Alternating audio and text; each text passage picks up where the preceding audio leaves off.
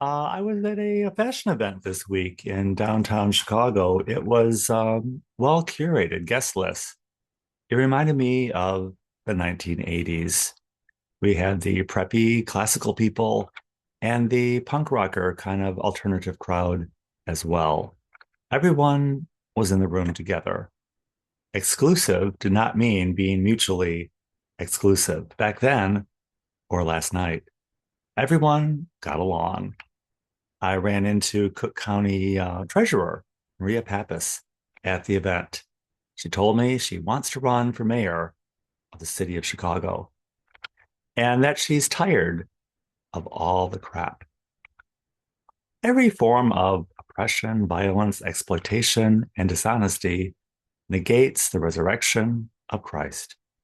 We need to show up at the fashion show, dress the part, and then be willing to do something about all the crap. Welcome. Welcome to Coffee Hour. I'm Stanley Smith. At Coffee Hour, we talk about everything and nothing. Recently, we talked about dealing with it, being stressed and how it narrows our focus, the difference between ambiguous and nuanced, and suppressed birth rates in this country. The readings at Washington National Cathedral were from Acts. God delivers us from who people think we are. And from Peter, our hope is in God. The gospel reading was from John. God's going a little further ahead of us, but stays with us anyway. The sermon at Washington National Cathedral was by Spencer Brown. Spencer preached about shopping for adventure in this lifetime or playing it safe. Going for high adventure comes with scrapes and bruises. Sometimes you have to keep going because there's no place to go back. We miss seeing the risen Lord while we're trying to figure it all out. Perhaps there were opportunities along the way, but we missed them in the heat of the moment. Being stressed can narrow our ability to see possibilities. Can we see what we believe and become what we receive? Partaking in the sacrament of hospitality opens the eyes of the distracted. It's an invitation to live in a new way.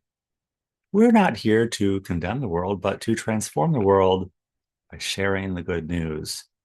It's not on CNN or Fox News. It's right here in your heart and in the heart of others. Step out of yourself and see it today. The sermon at St. James Cathedral is by Lisa Hackney James. Lisa preached about how perspective can change in simple ways.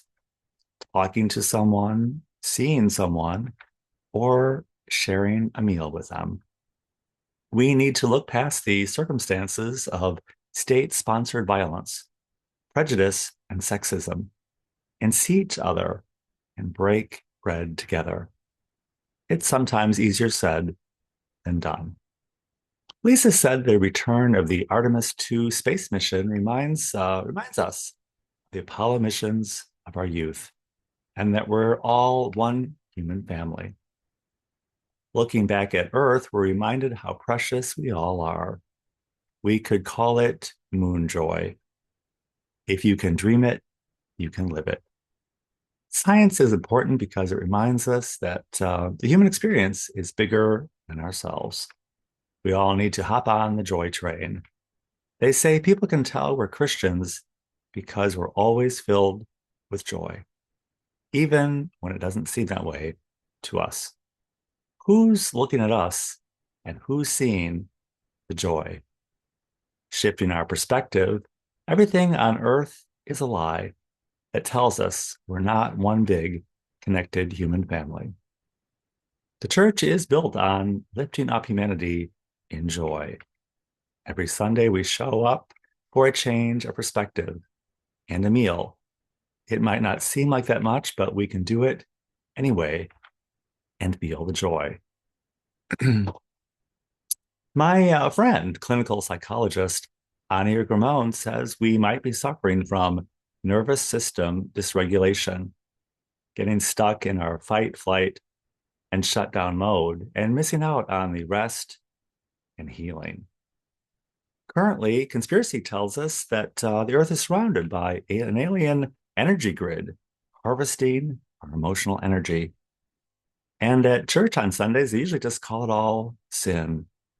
No matter what you call it, God, science, or politics, whatever you're following could just be a vehicle for whatever dysfunctional state you might be stuck in.